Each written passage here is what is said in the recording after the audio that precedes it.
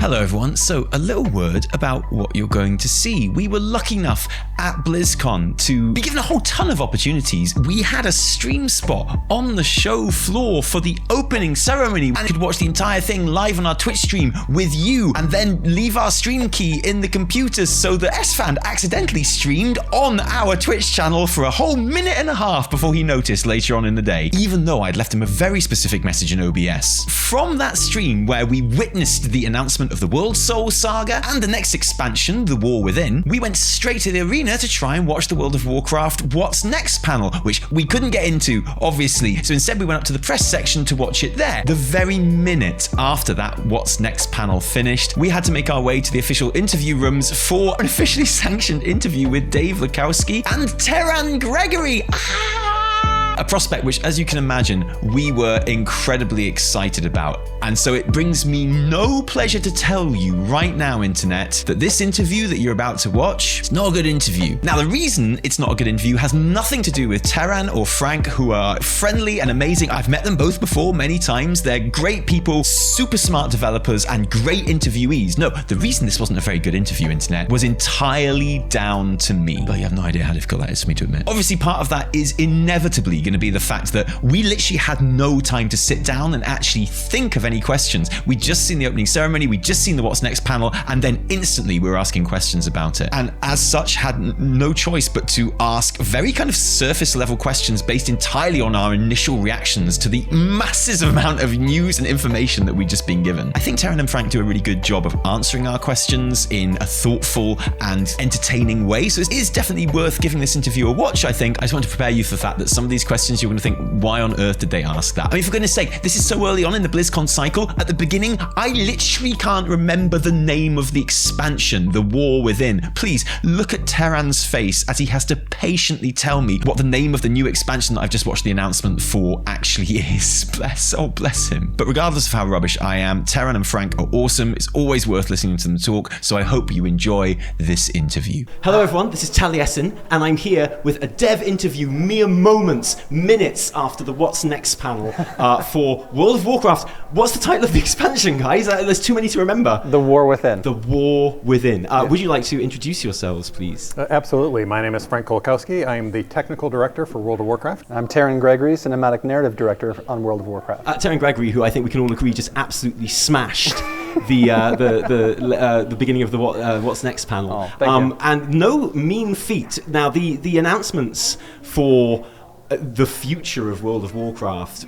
it was such a huge, bold move to do that, to announce 3 expansions in advance. Is there a kind of a statement that you're trying to make by lining up those 3 expansions all in one? What do you want players to kind of take from that? I think the most important takeaway of this ambitious series, the Worldsoul Saga, is to state that storytelling is evolving in World of Warcraft. It's changing, right? The form and formula expectations that you may have had of what an expansion means, what its story entails, how it plays out, is going to be different, right? We're going to be thinking in terms of this overarching saga, this narrative that will play out over the next 3 expansions. And that should frame some of the expectations, some of the mechanisms by which the story will be told. It's just going to be different, an evolution, a leap, as Chris said, springboarding us into the next 20 years of World of Warcraft. It's really interesting that you referred to the expansions quite a lot as chapters. Mm-hmm. Does that mean that the expansions might be shorter than we're used to at the moment in terms of content? Certainly when it comes to player content, we want to make sure that the players are consistently having engaging content and having things to do in the game. And so we're going to be responsible with the pacing of that content. We've been received very good feedback from players about Dragonflight and the pace at which we've been presenting content and getting that out to players. And similarly, we're going to look at what is the right pacing for these chapters to come out.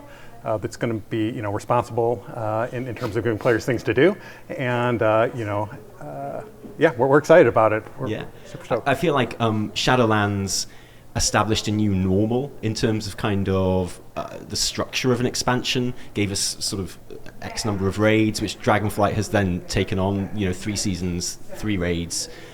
Is that new normal going to go into the war beneath, or is there going to be another new normal, sort of a different structure that you've got in mind? I think we're looking at the pacing at which we've delivered things like seasons. Kind of there's the big beats like a season, and we like the pacing that we've had through Dragonflight in there right now. But again, always open to player feedback along those lines, because we certainly heard at Shadowlands that maybe that gap was a little long, and so we wanted to make sure that we were consistently giving players the seasonal churn, and then all of the in between beat moments, we've been trying to intersperse things that give a wide variety of players things to do in the game with the 8-week patch cadence we've done with Dragonflight. So, and to add to that, it's always an evolving formula. We're always looking at how it's been working, how it feels, and then trying something new if we feel that will better serve the player base, or in this ambitious shift towards this saga, there may be ways in which we find and shift and adjust the way that the content is being delivered to the player, but always in the mind of being responsible and keeping them engaged with as much content as they need to enjoy World of Warcraft. And I think it's a really, really interesting idea to have a series of expansions following a grand narrative arc that kind of comes to a conclusion. The obvious question would be, do you know what the ending is to The Last Titan? Are you working towards an ending which is already decided? I can't talk about that. I don't want to know what the ending is. I just want to know if you know. There's been a lot of discussion about trying to work ahead and have our narrative charted out, and that work is ongoing, but we do have an ambitious vision for where this is heading, and we're really excited to see it play out over the next few years. Players being players, we were down streaming when these announcements happened, and something that we got a lot of in our chat when this kind of new thing was announced was, this is the end of World of Warcraft, right? This is they're leading up to the end of this third expansion, and that's it. That's gone. I don't think that's the case. And Metzen himself on stage said today, this will propel us into the next 20 years of World of Warcraft. At the end of The Last Titan, do you see that as then being something of a clean slate to start completely new things? I think that just like every other portion of Warcraft that we've worked on in the last, coming up on 20 years, we will play out the Worldsoul Saga. We will see how the players respond to it, and we will adapt moving forward. But the goal is to have this model of a saga that plays out over time, and new stories to tell, and new adventures to have, moving ever onward in an evergreen presentation of World of Warcraft onto the future. And that's something that really shone through in the What's Next panel. I think the way the initial presentation this morning was done left a lot of kind of questions that were then answered in that, obviously, which is what it's for. And I certainly, having watched the announcement of 11.0 and the deep dive there, it doesn't look like it's any less of an expansion that we're used to. I think that would have allayed any fears of that. There's some fantastic looking features coming up. I know everyone's got a lot of questions about hero talents at the moment, and how there's a bit of confusion, I think, over whether they are more cosmetic things or whether they're quite impactful on player power, as are spec talents and things like that. Is there anything we can say about that? Yeah, hero talents will certainly be are designed to give you some customization over the way that you want to play your character. We had a lot of options when thinking about what to do with an extra 10 levels. We could give you 10 more talent points and then try to figure out how players are going to spend all of those 10 new talent points in the existing tree, or maybe we put another layer in the tree. We've done that over time in World of Warcraft. So we wanted to try something different, which aligned more with giving players an option to pick a group of talents that can help customize how they want to play their individual class. So they're designed to kind of enhance and in some cases slightly alter some core abilities, give you some interesting ways to experience and look at your class through the lens of some of those fantasies expressed, like what would a Dark Ranger look like, or what would in the case I play a Demon Hunter, what would a Reaver or a Fellscar Demon Hunter, how would they tank differently than what the core Demon Hunter class is. So they're designed to give an extra flavor of customization over what exists now. I think something that people were surprised about in the announcement was a lack of new, what you'd call support specs. I think with augmentation being introduced in Dragonflight, there was an expectation that that wouldn't be the only one going into the next expansion. Is that something you're planning, or is that sort of on the back burner at the moment? I think right now, focusing on the War Within, I think we've kind of showcased we have the new race. We're not really focusing on adding new specs. Particularly with the hero talents, the design there is to kind of enhance what's currently there for the player. So there'd be no hero talents that might ease other specs into a sort of support thing. That's not really on the board at the moment. Yeah, anything's possible, but on the board on the moment, not sure. there. Okay, cool. And Warbands. This is incredibly exciting to me and everyone else. Great feature. I'm gonna throw in some questions that are kind of also suggestions. If the answer is not yes, just putting it out there. Mm-hmm. Sure. Warband tabards, yes or no? Oh, that's an interesting idea. That sounds great. Yeah. But sounds like a no. Sounds like a no. Well, putting it out there, it's fine.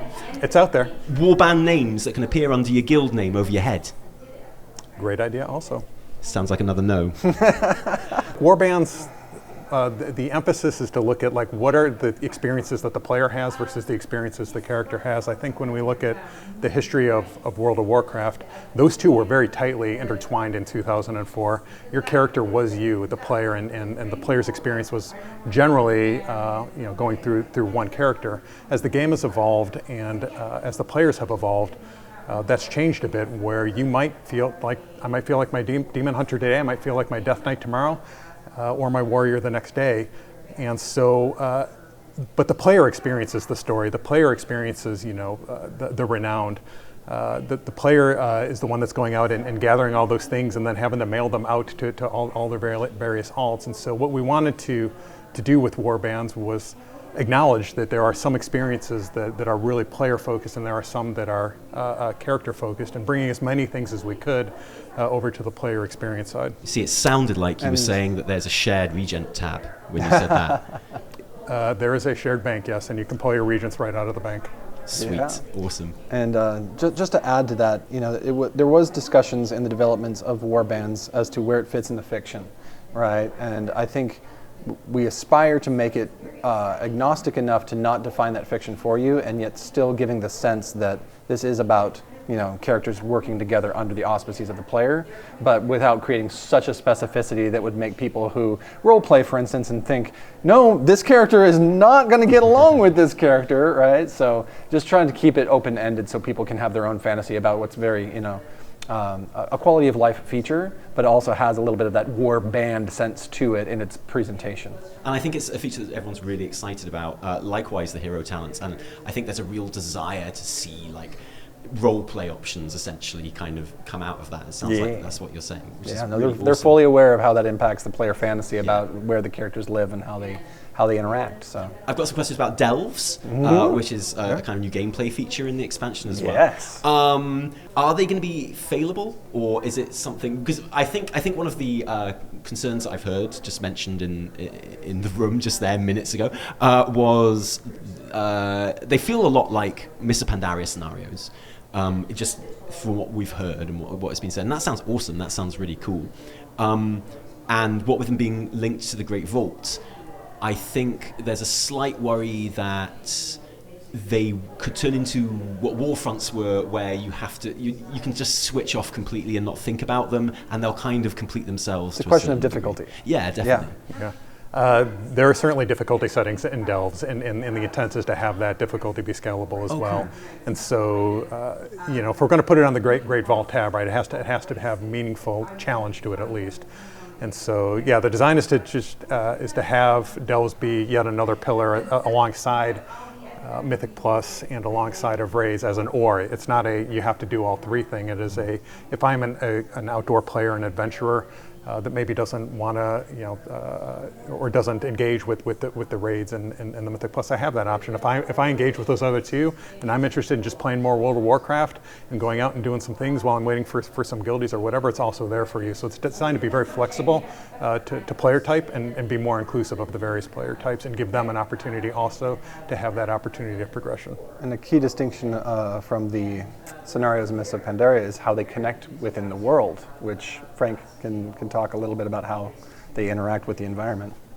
Yeah, so when you come up on a delve, there'll be a very distinct kind of I am a delve kind of shimmer, at least the way we have it now, and you'll just walk right through that into the delve. So it'll be like there's no big loading screen, much like all the zones are kind of seamlessly streamed together now and stacked vertically. Delves will also be a way for you to just seamlessly go into an instance and experience all, maybe a different delve than was there last time even. Like there can be some variety. Oh, so you don't like head to a specific delve? I mean, the delve will kind of be like the delve, that cave will be the cave, but some of the things you see in there may be different than the last time you were there. Oh, that's really exciting. There was a point in Mists where, there was one scenario that anyone did on loop, and it'd be great to have, sort of changes. There's quite a few of them. Yeah, and the goal is to have a lot of variety between them. So there's 12 delves, including a 13th special delve. But all 12 of those delves will be, unique ecologies. We're very, cognizant of now. When one of the big lessons we learned from Torghast was, you kind of get visual fatigue from running the kind of the same content over and over again. So we have a lot of visual fidelity there. We have a lot of creature fidelity there, and in some cases, you can even have like different objectives the next time you go into the delve. So we want to give players an opportunity to see a lot of and experience a lot of different things with delves. That's really cool. And are you planning on making them queuable, or is it going to be something that you sort of have to make your way to?